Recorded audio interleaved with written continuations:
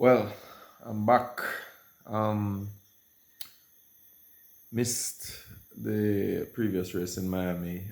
Was actually watching some local drag racing, and then a lot of personal stuff came up and business stuff. I didn't even get to watch the race till I think the weekend after. So couldn't really. I didn't think it was worth doing a video on it because all of you would have had watched a million and one other people on it already. So that one kind of missed the boat. Um, but this one definitely was a good one. So let's talk about Italian Grand Prix Imola 2025. Um, Good race, good race. I thought it was exciting, maybe a little unpredictable as well, and certainly a bit of a shake-up in terms of the pecking order. And I don't just mean solely the fact that Verstappen won, but let's start there. So, firstly, great win by Verstappen. I thought he drove very well. I thought he that first lap pass was excellent. I mean, I think I watch a lot of other, podcasts and stuff on Formula One, and I mean, as I am a fan of Verstappen, as I've said before, or I've become one lately, I should say. And I thought the pass was really good, but I don't want to exaggerate. I thought it was a good pass, but I also thought it was somewhat due to Piastri dropping the ball as well. So it's kind of a combination.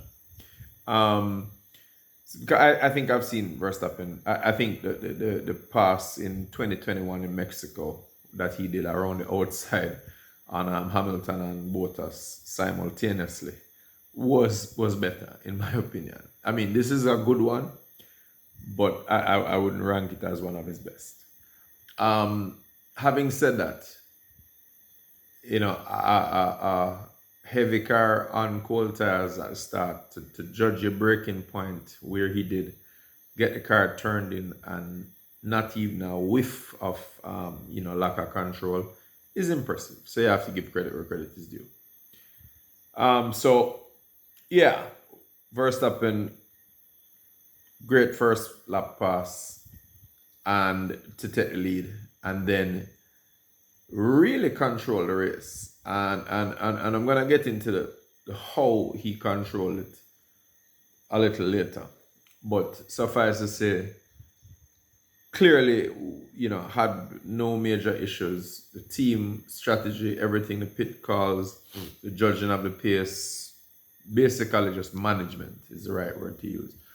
Masterful, won the race flying. And even though we're going to discuss the VSC and the safety car eventually, I think materially his pace suggests that he probably would have won it regardless of how those safety cars occurred or when.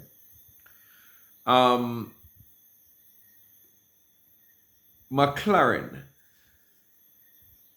it's hard to judge to what extent Red Bull has improved or McLaren didn't get it right, because this particular track is a fairly high speed track, and the Red Bull is good on a high speed track normally. So I would argue that I don't think McLaren did anything particularly wrong. I think that they were a bit premature in calling in Piastri for his first stop.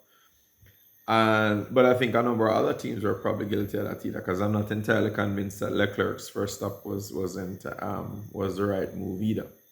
So I think that in general, McLaren didn't do badly.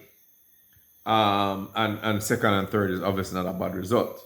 I think it's more being judged in the context of what has preceded it in terms of how dominant they've been, and somewhat of an acknowledgement that essentially it's like we're saying, because they have the fastest car, and they do, I think they still have the fastest car, that they should win. So that's kind of what it is. There's an expectation on the drivers that well, listen, you have the best car. In the same way, you might have said that about Verstappen in 23, when you'd say, well, listen, the RB19 was like, this kind of all-conquering machine. And if Verstappen didn't win with it, you'd be disappointed. Or surprised at any rate. I think we can kind of say that about the McLaren as well. You kind of expect them to win, and so when they don't, you kind of question things as well. But as I said, I don't think they did anything particularly wrong here. I think Verstappen just frankly beat them on pace, not necessarily because of mistakes that they made. The modern era now, with the cars that we have, we hear the drivers constantly harping on this thing about free air, free air, free air. And I think it's true. It's very relevant because the fact of the matter is that once Verstappen got ahead of Piastri, when you hear Piastri complaining about tire wear, it in a car that is essentially its whole, its biggest strength is how kind it is on the tires. It tells you that following behind another car, which in this case Verstappen, didn't do the McLaren any favors and the tires started to go off. So the free air thing is very relevant, even to a car like the McLaren, which is so good on its tires.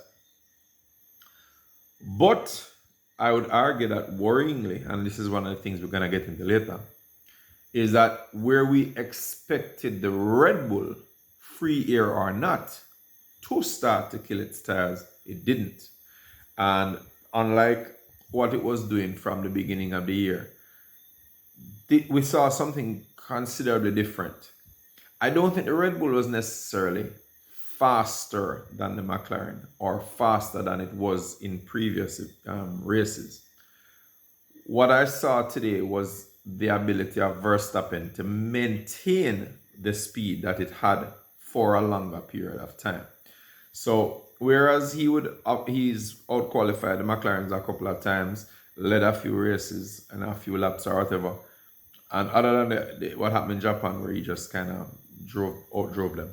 But in general, what we see is that he's fast in qualifying, fast at the start of the race, but then once the tires start to drop off with the Red Bull, the McLaren just run away and hide because of their superior tire management. This time that didn't happen. It seems as if the Red Bull was able to control its tire wear for the duration of the race. Now, that is, I would say, a very, very worrying sign for McLaren, because that was the single biggest advantage that McLaren had. They're faster, I think, ultimately, in terms of the car versus car. But I think Verstappen, so McLaren is a faster car, but I think Red Bull have a faster driver in Verstappen. And so if Red Bull can build him a car that, even if it's not faster than the McLarens, but it's consistent over a longer period of laps, then I think Verstappen now has a tool that he can bring the fight to the McLarens. Now, again, to what extent, what would we say? To what extent this track flattered it, I'm not sure, that effect. Because, again, this is a fairly high-speed corner track where the Red Bull traditionally have been stronger anyway. On lower speed corners, the McLaren has been superior. To what extent that this new development from Red Bull will play out as the year progresses remains to be seen. It also remains to be seen if McLaren will bring, upgrades as well, because this is a significant upgrade package from Red Bull. This is their biggest upgrade package so far. They had the new floor in Miami, but that didn't work out for them. Now they have the new floor combined with a lot of other aero aids and they did a huge amount of stuff to the car. And so as the whole, all of those things are working together to produce a good effect. It seems to be effective here. Well, not seems, it was effective here. Whether it will continue to be effective on different tracks with lower speeds, that remains to be seen. And I'll reserve judgment on that one until I see what happens. Monaco isn't necessarily going to be, which is coming next, isn't going to be the best guide, because even though that's low speed, it also has so much differences to other tracks that I'm not sure if it's gonna be a good yardstick. I think when we get to like Spain and going on, then we'll really see what's going on. And the fact that in Spain we will now have the flexi wing, so-called flexi wing rule coming into effect. I think it's gonna be very interesting to see how all of these changes, both good and bad, are gonna impact on the championship so far. Um, so as I said, McLaren was not bad, but just I think Max just beat them. I think the fact that Max got ahead of Piastri at the start might have kind of highlighted another weakness in McLaren's strategy team as well, because I think they struggled a little. I think they were just surprised at the pace Max had, and they weren't sure how to fight him in terms of strategy, what strategies to employ. And as I said, I think bringing in Piastri early was a really bad decision. Ferrari, well, what a contrast of fortunes. Disastrous qualifying, but fantastic race. Brilliant might even be not an exaggeration. They got the strategy calls right, in my opinion. I think a lot of Leclerc's frustration during the race that you heard him on the radio with wasn't really due to the team, because I don't think the team really did anything major that was wrong. I think they essentially got all the calls right. And I think at the end he just didn't have any more tires to put on his car. I mean, remember the FIA allots them a certain amount of sets, and so he may have wanted to get a new set of tires at the end of the safety car period, but if he didn't have any, then he just had to work with what he had. So that's not the team's fault in any way. And I think the result was excellent. No, I wasn't a fan of what happened with him and Albon. I do think he was wrong. I think the team made the right calling, telling him to give the position back. And I think this might be a bit of a stretch, and I'm sure a lot of you will disagree.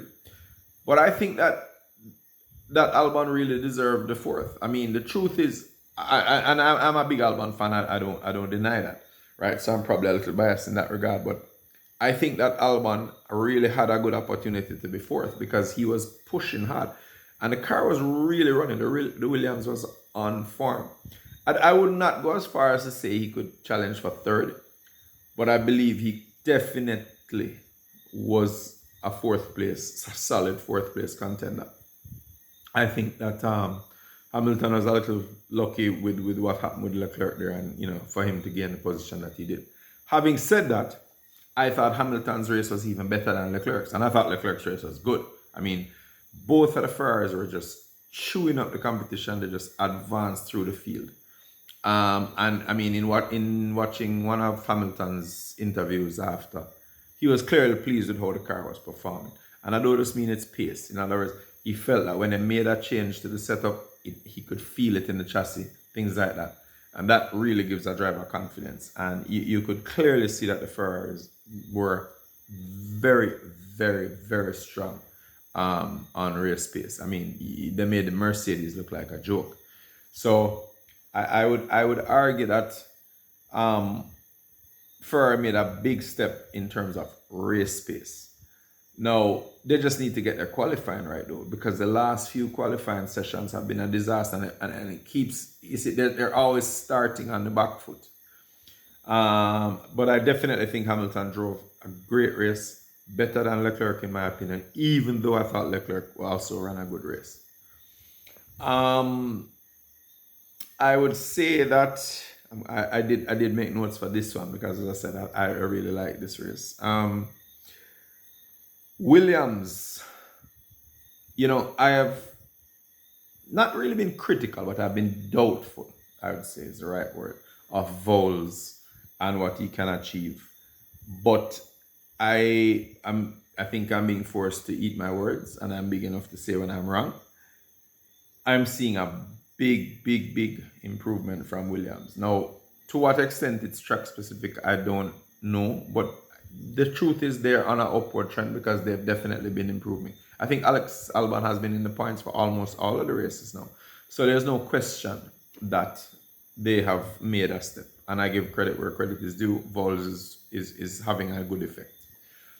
Having said that, I think science strategy could have been better, but the reality is they probably just had to make a choice, with between hard and medium to split the strategy, and it ended up that Alban had the better strategy this time around. But I wouldn't say that was a negative on the part of Williams. I'd say that that's just rolling the dice, and sometimes you have to do that. Probably if McLaren had done that, things might have even been a little different for them, but who knows? Suffice to say, Williams made a good race.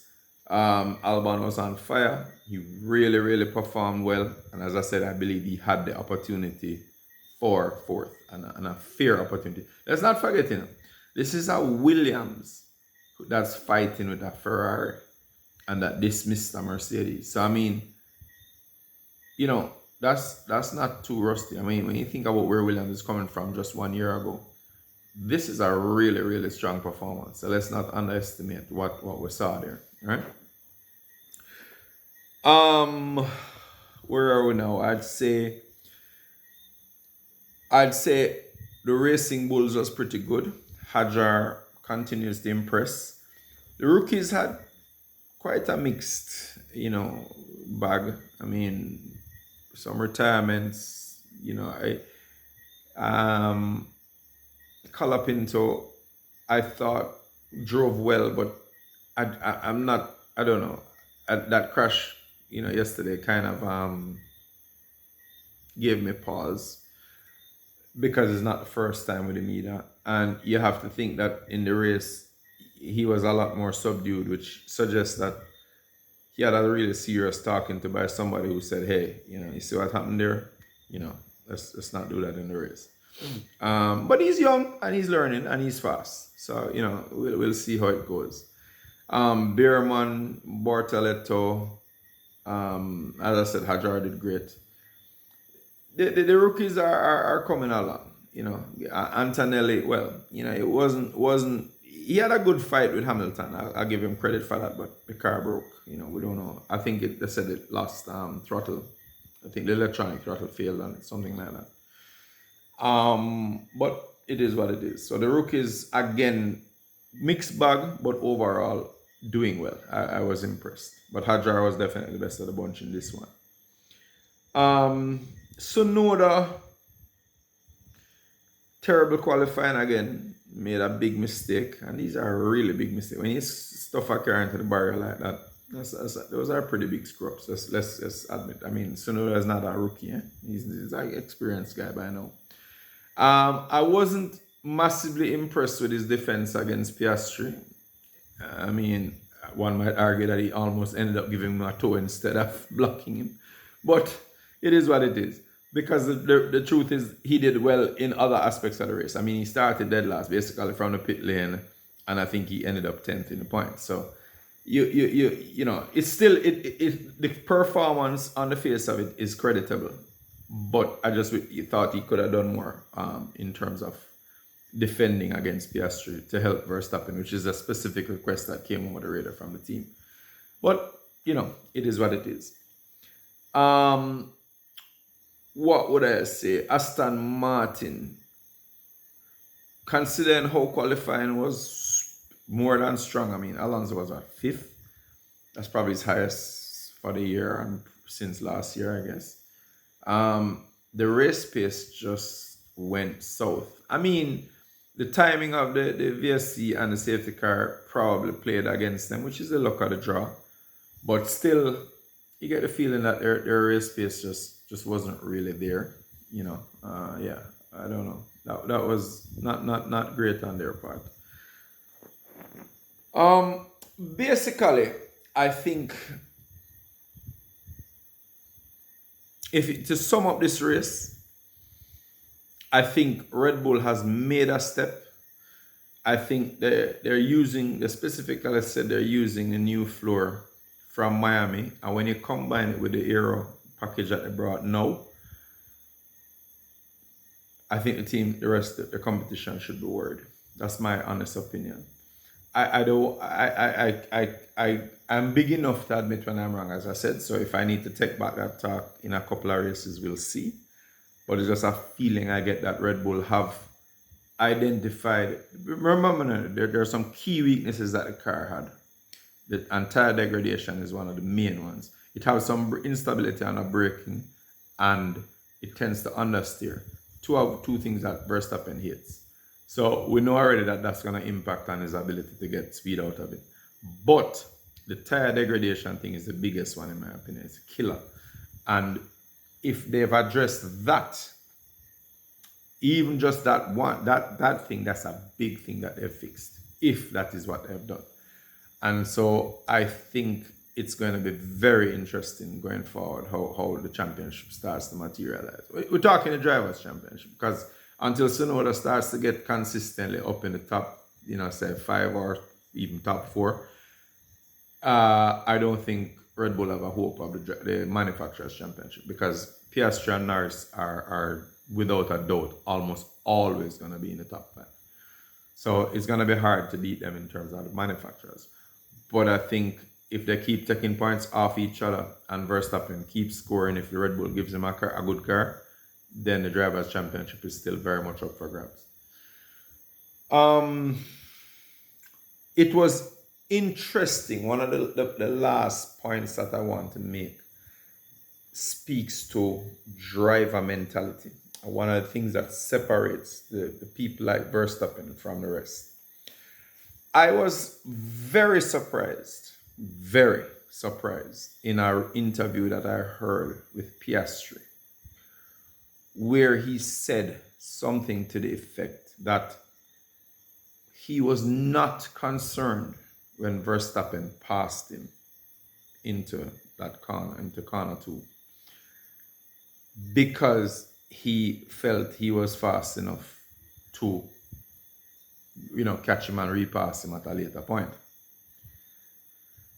That didn't sit well with me, and I'll tell you why. One, it speaks to an overconfidence in terms of the advantage that you've had from the start of the year. But two, it's a champion mentality that I'm going to refer to now. If you think about 2023 when Verstappen had a dominant car, he was on it 100% of the time. There's no give nobody a blight or make them go on and I'll catch them later. You fight for every inch of ground. You push. You don't say, all right, make him go on and I'll catch him later. We're not talking about fighting a specific car and running people off the road. That's not what I'm talking about. I'm talking about the mentality that you're going to say, all right, it's not a problem if him pass now. I'll catch him later. No, it's a problem. It is a problem. You're in a race to win it. And other than underestimating what the other person is doing, if you focus, one of the things that separates the real champ, if you look at Hamilton, if you look at Schumacher, you look at Senna, all of those people, there's a single-mindedness of they want to win. If they have a car that can win, they're gonna wring everything out of the car and out of the race, out of what they can get from their competitors, out of everything, whether with the rules, whether with the track, whether with the car, whatever. I need to see a little more of that from Piastri. I didn't like that statement he made. That to me is a concern, but it is what it is. I want to touch also on the fact that Norris. It would be interesting to hear. I don't know if you guys will comment on it, but it'll be interesting to hear if you think the team should have switched Norris and Piastri to give Norris a chance to attack Verstappen at the end, considering his tires were better. I personally am not convinced that was necessary. I don't think Norris was that much faster. I think the data might have showed that. Because after the safety car and then after the virtual safety car, I didn't see Norris making headway on Verstappen, even when they were on the same set of tires. When both Norris and Verstappen stopped in the VSC and came back out, I didn't see Norris make it. The gap wasn't changing much. So I don't think Norris would have made much of an impression. And then after the safety car, even though he got caught behind Piastri for a little, he eventually passed him and the gap was just there. So I didn't see Norris really making a dent on Verstappen this time around. And I don't think the team should have swapped them. So I think they did the right thing and let the race run its course. And eventually Norris passed him anyway. So, we'll see. But I like the race. I thought it was a good race. I thought it had some decent strategy. It had some good ups and downs. I wasn't impressed with the length of the safety car. I thought the VSC was the right call for the first incident because the car was recoverable. So that was a good call. And I thought the safety car was a fair call. A lot of people are saying, boy, they should have done a VSC for that as well. But no, I disagree. It was a slightly further up the road. And I think the first car that they recovered was already in the runoff road and in that space. So they had to carry the Colapinto's car up further.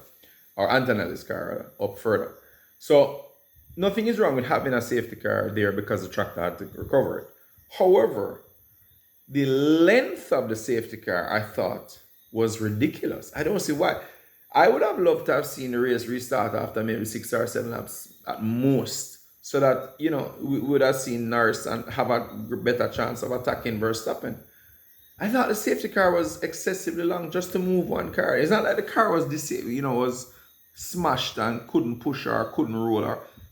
It just broke down and the tractor eventually picked it up with a crane, with a strap on crane and just took it away. I can't see why that took so long. So I was a bit disappointed in the track and in the organizers for that length of safety car. But it is what it is. Good win by Verstappen. Strong showing from McLaren. Strong showing from Williams. Excellent race pace from Ferrari. Mercedes. Oh, we didn't really talk much about Mercedes because I don't know, Russell kind of faded. Considering how strong Mercedes was in practice, and qualifying too. Boy, they seem to have faded badly in the race. Car just wasn't really performing. Don't know. Not they didn't get that right at all. Anyway, on to Monaco. Completely different type of track. Let's see what happens there.